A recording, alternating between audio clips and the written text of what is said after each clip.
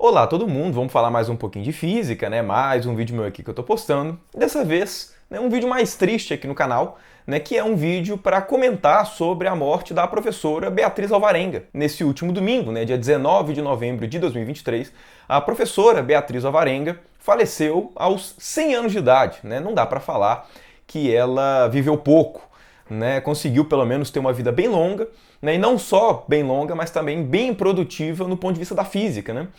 A Beatriz Alvarenga, eu imagino que, assim como, né, impactou a minha formação, principalmente, né, claro, né, no ensino médio, eu imagino que deve ter acontecido a mesma coisa com muitos de vocês que estão assistindo, né, esse vídeo e que acompanham o canal. Só para contextualizar, caso você não tenha feito a assimilação pelo nome, a professora Beatriz Alvarenga foi a autora, junto com o professor Antônio Máximo, da coleção de livros de física para o ensino médio, que foi amplamente usada aqui no Brasil desde a década de 70. A coleção de livros de física da Beatriz Alvarenga e do Antônio Máximo é uma coleção maravilhosa. Eu utilizei ela no ensino médio, né? Enfim, os livros da Beatriz Alvarenga, com toda certeza, né? Muitos de vocês que estão assistindo aqui utilizaram, né? Se vocês não utilizaram os livros da Beatriz Alvarenga, seus pais com certeza usaram, seus tios, seus primos, enfim, vocês podem perguntar. Até há alguns anos era inclusive difícil encontrar, né, alguma pessoa que tenha estudado física no ensino médio por algum livro que não fosse da Beatriz Alvarenga.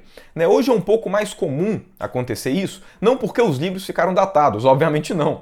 Né, a física não ficou datada da década de 70 para cá, a física do ensino médio.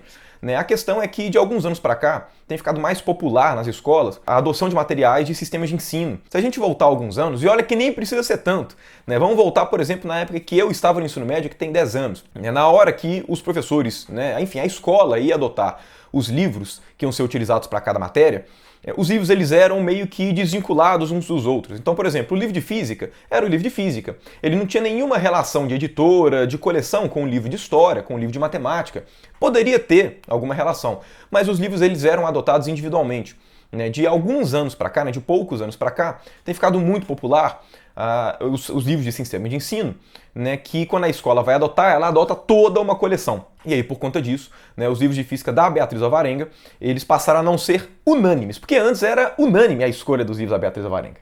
Né, igual eu comentei, é difícil você encontrar, né, enfim, voltando a alguns anos, né, para quem estava no ensino médio, pessoas que estudaram por livros de física que não fossem os da Beatriz Alvarenga. Levando em conta que esse meu canal é um canal de física, né, com um objetivo de ensino, né, porque, enfim, se eu falo de física aqui, né, contando que você que está do outro lado vai querer aprender minimamente, né, o que eu estou querendo passar aqui, né, claro, não poderia deixar de comentar sobre a morte da Beatriz Alvarenga. Ela era professora emérita, inclusive, né, aqui na FMG. Né, o professor Antônio Máximo, que foi o que escreveu junto com ela, né, a coleção de livros, também era professor da FMG. Então, enfim, né, além de todo o apelo para a questão de física, também tem um apelo que, poxa, né, tava aqui do lado. Mas bom, para quem não sabe, a Beatriz Alvarenga era mineira, né, de Santa Maria de Itabira, uma cidade pertinho daqui de BH, né, dá uns 140, 150 quilômetros daqui.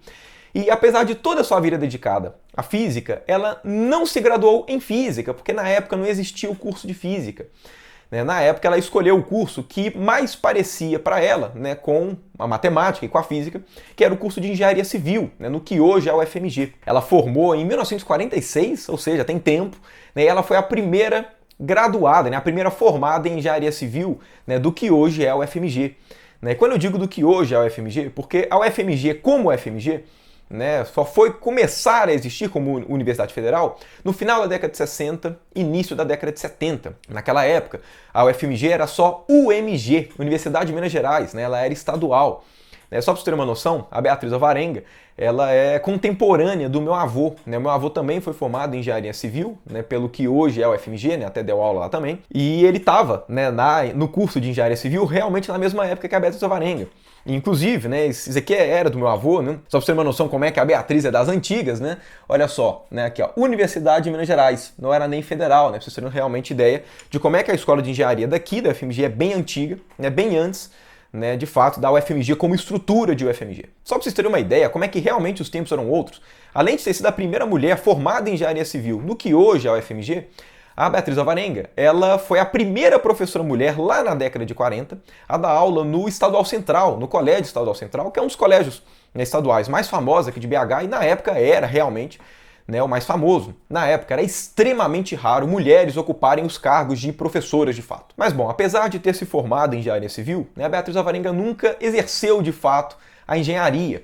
né? No caso, ela escolheu a engenharia civil por ser o curso mais parecido, né, com física e matemática da época, né? E ela sempre gostava de dar aulas, né? Então ela realmente já tinha uma pretensão de seguir para a parte da física, principalmente para o ensino de física como professora. Na época que a Beatriz Alvarenga começou a ser professora, os livros de física do ensino médio eles eram bem mais ou menos. Eles não discutiam tanto a física em si, eles eram bem mais matemáticos e pouco físicos. Por conta disso, ela, junto com, né, o professor Antônio Máximo, decidiram fazer a coleção de livros, né, que hoje é extremamente conhecido como a coleção de livros da Beatriz Alvarenga.